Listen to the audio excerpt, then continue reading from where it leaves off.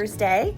In today's video, as you saw by the title, I just want to share 5 quick and fun and easy activities for teaching students about place value and number sense with numbers up to 120. Now, I'm going to state this before I share these specific activities, but of course, these are going to be activities or kind of games or task cards or things that I do after I've already done explicit teaching for a few different skills within number sense. The skills I'm really focusing on when teaching this is going to be place value. So this is with numbers up to 120. So I want my students to understand the hundreds place, the tens place, and the ones place. I want students to be able to identify numbers both in written form and just seeing digits and actually understand what those digits mean. I want students familiar with a 120 chart, so I have a few activities that help with that.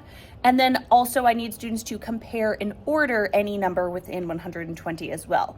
And just to let you know, with our curriculum that we teach, we have already taught a lot of this, but the numbers have been smaller. So if you've watched my videos and you follow along, you already know this, but just to give a quick recap, when it comes to these types of skills, we start off the year with numbers 0 through 10, real basic review of kindergarten. Then we start talking about those teen numbers and place value with numbers 0 to 20. Then I did a whole deep dive video right here, which is where I really kick off how I teach place value explicitly within numbers 0 to 50. And then this is just that next step, right? So all the games I share today are going to include numbers within the hundreds and just getting students to really develop that number sense before they head off to 2nd grade. So if you are ready to dive in and see what these activities are, be sure to subscribe to my channel, give this video a like. Let's get started. All right, to kick us off, my first favorite activity for teaching number sense is really going to focus on students being able to actually build and identify those numbers. So this one is just going to be called Open and Build. I'm calling it Open and Build. You could call it Flip and Build, Spin and Build. Really, you're just going to gamify something where students are looking at a number and building it with place value cubes. Super easy to do. I'm going to show you my favorite way to do it. So let me flip this camera around, show you one of my favorite resources, and we'll go from there. Now, I've shared this resource before. It's called wordwall.net. Basically, it just lets you create, it's like a free number spinner, or they have these other ones like Open the Box, which is one of my students' favorites. So all you do is you will type in on the edit content what words or numbers, you can do this with flashcards, anything you want. You're just kind of typing it in here. And then this gives students a way to randomize it. So I always display this on the smartboard. My students really like Open the Box, and this is like the classroom themed one. If you see below, there's like a cork board. So it could be a cork board. Pets. They have a bunch of little fuzzy pets, whatever you like. Let's go back to the classroom. And then you just open it up. I display this on the smartboard and students just come up and pick a number. So I always pick somebody that's sitting nicely. They will click on one. They have to say the number aloud, 46. And after they do this, they are all going to be at their seats, or they can be here on the rug if you have enough room. And they will have a place value chart, which I can show you in a minute, and some base 10 cubes. And they are just going to simply build the number. Then we go ahead and press it back. Students can pick up a new box. Let's see. 76. So this one in particular I made to have a bunch of numbers. There are some 3-digit numbers in here too. Let me see if I can randomly find one. There we go. 108. So as they're doing this, this is the perfect opportunity for me to walk around and actually see if they are able to build the numbers that are displayed. And it's good because when students come up to the board, I can see if the class is able to read the number when looking at it. Now you can also you can switch the template. Like I said, this could be called Spin and Build, same thing. If you want to just print out some number cards, you could just print out number cards, flashcards, have them flip over a number and build it. Easy peasy. And just to show you back here, I have a bunch of these. These are either from our math curriculum or our coordinator ended up getting these for us, but not only do we have tens and ones, which I've showed you a bunch of times before, but they also have hundreds, tens and ones. So I definitely use this one for this activity. And then I always have students have a set, have a set of base 10 blocks over in their desks for easy use. Not only do they use them a lot when we are practicing these types of activities, but then also it's readily available for them if they need it when they are solving something independently.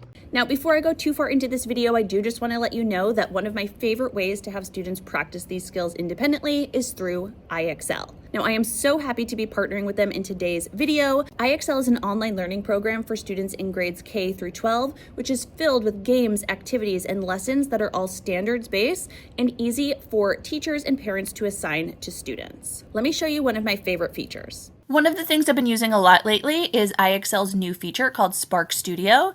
It is basically an AI feature that allows you to design lessons, come up with worksheets, and so much more. I'm going to generate a lesson for comparing numbers within 120. You simply type in the skill and your student's grade level and press generate. You'll see right away that it comes up with an objective, a student-facing objective, some warm-ups, along with some direct instruction and activities that you can do with your students. It even allows for opportunities for students to differentiate and gives you extension ideas. As soon as you're done with this lesson, you can pick and choose what you like, and then you can go ahead and even create a worksheet on the same topic. You can say what type of question you're looking for. Let's do open-ended. And number of questions to include. So even after you give your lesson, it comes up with some great independent questions to ask your students with an answer key to see how they're doing. If you want to try out IXL for your students or kids at home, they're actually offering a 30-day free trial for teachers and an exclusive 25% off for parents at home. Whether you are a teacher or a parent, you can take advantage of IXL's core subjects like math, literacy, and science, all by clicking the link in my description. Go ahead and check it out.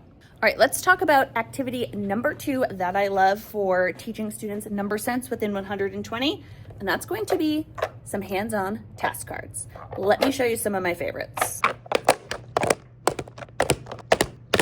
All right, I got them all ready. You might know I spent really the last year or so coming out with a ton of math and literacy task cards that my own first graders have been using. And these ones in particular are number sense within numbers 1 to 120.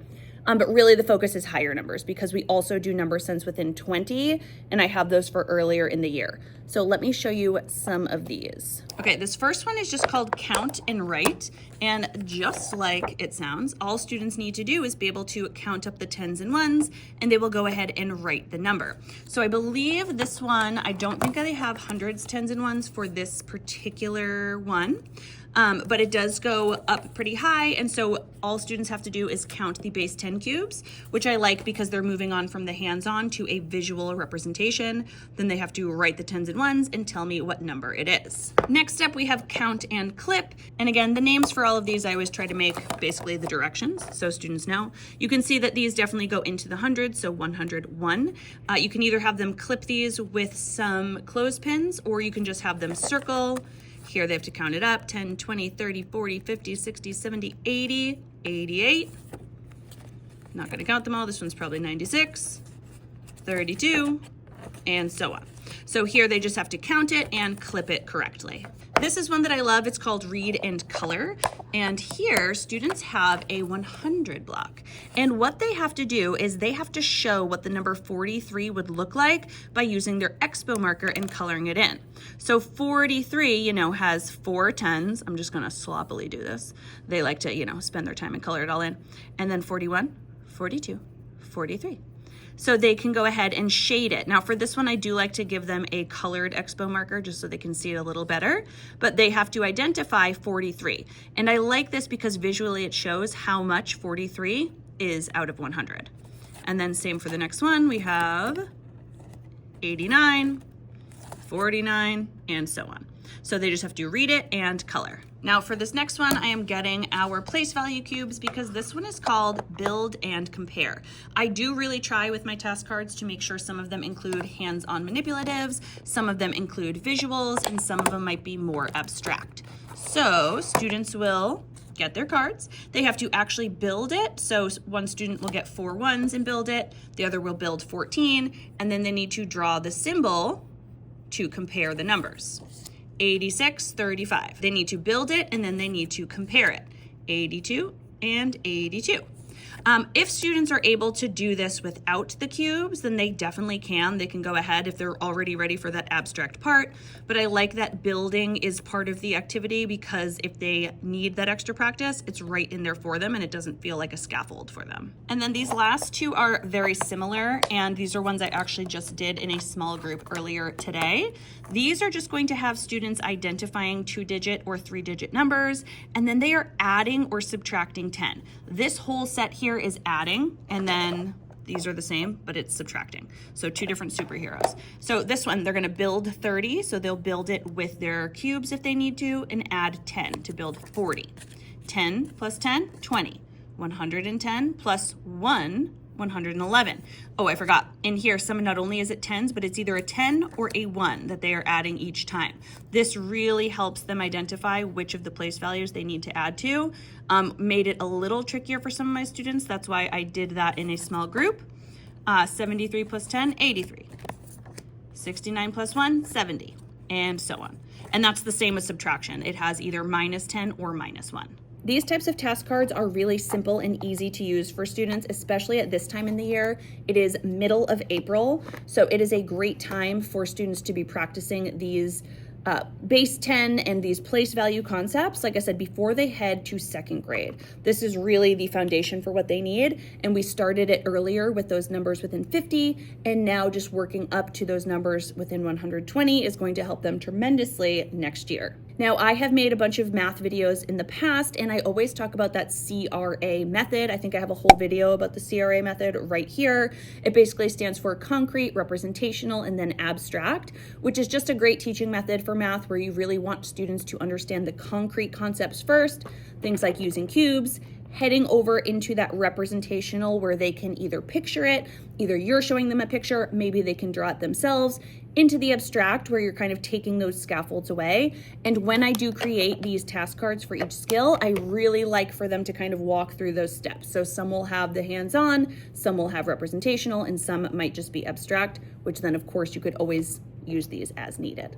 I will definitely link all of these task cards down below. They are part of a larger bundle where I have all math skills for the year, but you can also just buy these ones in particular. All right, activity number 3 that I love is called arrow paths. Now, I actually just shared this activity in last week's video, so I'll give it a quick little rundown for those of you that didn't watch that one. All you'll need for this one is a 120 chart. Now, I had said that one of the skills I really like students to master and get used to is this 120 chart. I'd like them to see how it's set up, how it works, and arrow paths is a great way to do that. Another quick little activity that my students always love that I'm sure you have seen many times before is just making 120 chart puzzles. Love this for students. Here's a little picture of my students doing this. They love it. I cut up all different puzzles. They have to work together and put them together in order. And what I like about it is not only are they looking, visually at this puzzle piece, but really they have to pay attention to which order the numbers go in. So obviously that is helpful. Okay, so the way arrow paths works is students must essentially follow an arrow path to get to the end. So an arrow path might look like this: 24, right, down. And I always display this on the smartboard up there, and students will all do this together. I'll show them explicitly how to do the arrow path. So we will start on 24, we will go right, we'll go right again, and then we go down. And students say, oh, we get to 36. All right, let's try another one. 35, down, left. Okay, 35, down, left. So once we do this a couple times, I start asking them some questions like, wait a second, 35, if we're going down, what are we doing here? We're adding 10. We're going down again, we're adding another 10. Then when we go left, are we subtracting 1 or are we adding 1? They are subtracting 1 to get 54. So we actually write the answer right here, 54. So each day, once I introduce this, I have them practice a few different arrow paths, and then I start taking away some of the skills. So I will, instead of showing students this, I'll take away the 100 chart, and I will write, let's see, 73, right. Now that students are familiar with the 120 chart, and we've done this before, they're thinking, okay, wait, when they go right, we're just adding 1. 73, 74, 75, 76. And then I'll show the chart and they can check it. 73, boom, boom, boom, 76. And then we do some fun ones and I ask them, okay, what does this mean? If we start on 80, we go up, we go down, we go up. And we realize that when we go up and then we go down, we kind of end up right back at 80 because we are subtracting 10 and then adding it back. So all these fun little skills students just love. And once I teach students how to do this whole group with me, then I have them just go off. I put like an 8-minute timer on the board and they can come up with some arrow paths for students to solve, for their partner to solve with the chart. I usually give them about 6 minutes or so to do 3 arrows, and then I will challenge them the last minute or so that they can go up to 4 or 5 arrows. Activity number 4 that I love, I think, is also one I shared in last week's video because it's part of my weekly win station, but this one is just called 10 more, 10 less cover up. While I know this is like addition and subtraction, really getting students to understand 10 more, 10 less, 1 more, 1 less is really some place value work, right? They need to be able to quickly identify that tens place and add 10 to it or take away 10 from it. That's why I also include those in my task cards. So this game is very simple. It is a class fave. Let me show you. All you need for this game is a board like this. Now I have 2 versions. The first version is one we played when we did numbers within 50. And the numbers are just smaller. And then of course you can see we have up to 119 here, so this is for our larger numbers. You just use a quick little spinner and give it a spin. Okay, too hard to do. Let's pretend 34. And all you're going to do is, instead of coloring in 34, they're not matching here, we're not identifying anymore. They need to be able to color in either 10 more or 10 less. Now you can use cubes, I do call it cover up, but I usually have them color and take it home. So students are either coloring in 24 or they're coloring in 44. It also gives them a little strategy here because if somebody already colored 24, they still have 44 as an option to go ahead and color. And all students do is spin and color. They're only coloring 1 each time, so they each have their own color crayon and they just go back and forth until either the whole board is covered up or the timer is done, and then whoever colored the most is the winner. So this one right here is actually in my place value unit. I will make sure I link that down below. Okay, so far the activities I shared have really had students identifying place value, adding 10 more, adding 10 less, getting familiar with that 120 chart. Now I need students to be able to compare numbers and order them. And I do just want to give you a quick little hint. That first activity I shared, which is like open and build, or spin and build, whatever you want to call it, that is one you can easily do for these skills too. Instead of just opening 1 box, you open 2 boxes and students can go ahead and build and compare. Then you could go a step further, and the next day when you're ordering numbers, you could have them open 3 boxes. We say what those numbers are. If you want them to build it, you can, or you can just have them put them in order from least to greatest or from greatest to least. So something simple like that is just a great way for them to practice. But activity number 5 is a freebie that I have for you. I've shared this a long time ago, but it is called Mix, Order, and Make. Now, this was in the SJT Math Club, and like I said, I've shared it before. Mix, Order, Make has kind of 3 levels, and again, I use this when I teach earlier ordering numbers within numbers through 20 and then to 50, and then I kind of just up the numbers as we get to 120. So it comes with different sets of cards. It's not every single number. I also have this for 2nd grade where the numbers go into the thousands, but all students do is they get these little cards here, and these are the ones from last year. They're just on colored paper. It's not cardstock or anything, but since we don't use them that often, I just put them in a baggie here and I store them in my numbers to 120 activities box, and I just pull them out year to year. Makes it easy. So all students will do for this is they will mix, order, and make. Let me show you. Here is what the board looks like: mix, order, and make. So they mix up the cards. They're gonna flip 3, 20, 43, and 17. So these are some lower numbers. There are higher numbers in here. They have to put them in order. So I usually do least to greatest: 17, 20, and 43. But what I like about this next step is I have it in a dry erase because I actually need them to show me what these numbers look like. So I just have them do that as a 10. 1, 2, 3, 4, 5, 6, 7, 20, and 1, 2, 3, 4, 1, 2, 3, 43. Perfect. And then they erase the board, they move these 3 over here, and they flip 3 new ones: 64, 40, 31. Put these in order from least to greatest. Boop, boop, and I don't have to do much here. I can just erase this, and they go ahead, mix, order it, and make it. Add 2 more 10s here, 2 more, boom. So it should look like this. This is another great activity for you to kind of walk around and monitor how students are doing. Are they able to put these numbers in order? Are they able to show a visual of what they look like? And they can understand the 10s and the 1s in each number. So there you have 5 of my favorite activities for teaching students all about number sense and place value with numbers to 120. If you have any questions about these activities, where to find them, any suggestions for how to make them more fun, always let me know down in the comments below and I will get back to you as soon as I can. If you have other activities that you love for teaching number sense to 120, also drop those down in the comments. I love for the comment section to be a place where we share ideas with one another. You share ideas with me, just like I share them with you. Makes us all better, right? As always, I do hope you enjoyed this video. If you did, please give it a thumbs up so I know. Make sure you are subscribed to my channel and click that bell. That way you're notified of every new video. See you in the next one. Bye.